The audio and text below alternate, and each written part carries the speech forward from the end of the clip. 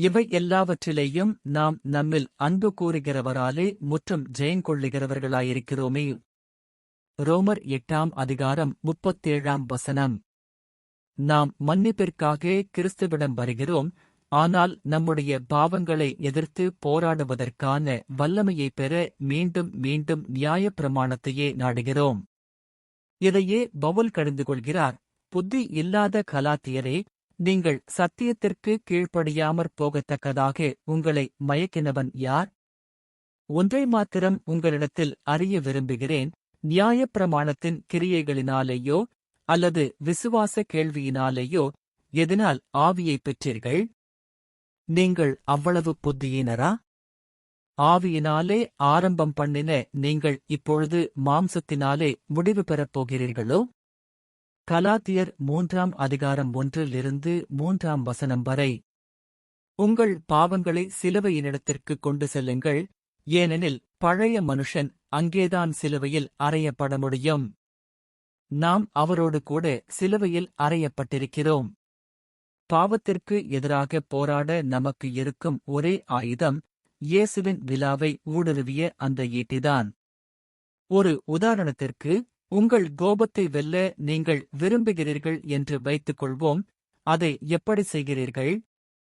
அநேகமாக கோபத்தோடு இயேசுவிடம் செல்லும் சரியான வழியை நீங்கள் இதுவரை முயற்சித்திருக்க மாட்டீர்கள். எனக்கு எப்படி ரட்சிப்பு கிடைத்தது? நானாக அப்படியே இயேசுவிடம் வந்தேன், என்னை ரட்சிப்பார் என்று அவரை நம்பினேன். எனது கோபத்தையும் அதே வழியில்தான் கொல்ல வேண்டும். அதை அழிப்பதற்கான ஒரே வழி அதுதான்.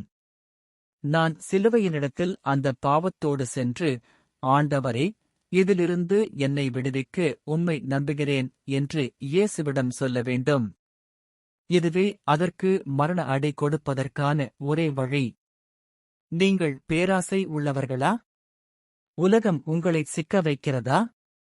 இந்த தீமைக்கு எதிராக நீங்கள் எவ்வளவு காலம் வேண்டுமானாலும் போராடலாம், ஆனால் அது உங்களை விடாமல் தொடரும் பாவமாக இருந்தால், இயேசுவின் இரத்தத்தினால் அன்றி வேறு வழியில் அதிலிருந்து உங்களுக்கு விடுதலை கிடைக்காது. அதை கிறிஸ்துவிடம் கொண்டு செல்லுங்கள்.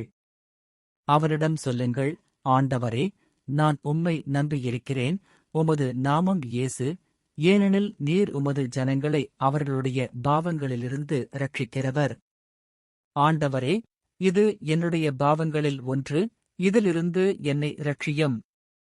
கிறிஸ்து இல்லாமல் நாம் செய்யும் சடங்குகள் பாவத்தை ஒழிப்பதற்கான வழிமுறையாகாது. உங்கள் ஜெபங்கள், உங்கள் மனஸ்தாபங்கள், உங்கள் கண்ணீர், இவை அனைத்தும் அவர் இல்லாமல் ஒன்றுமில்லாதவை. உதவியற்ற பாவிகளுக்கு இயேசுவை தவிர வேறு யாராலும் நன்மை செய்ய முடியாது. இது உதவியற்ற பரிசுத்தவான்களுக்கும் பொருந்தும். நீங்கள் ஜெயங்கொள்ளுகிறவர்களாய் இருக்க வேண்டுமானால் உங்களில் அன்பு கூர்ந்தவர் மூலமாகவே அது முடியும். நமது வெற்றிக் கனிகள் கெச்சமனே தோட்டத்தில் உள்ள அவருடைய ஒலிவ மரங்களுக்கு இடையில்தான் வளர வேண்டும். ஆமேன்.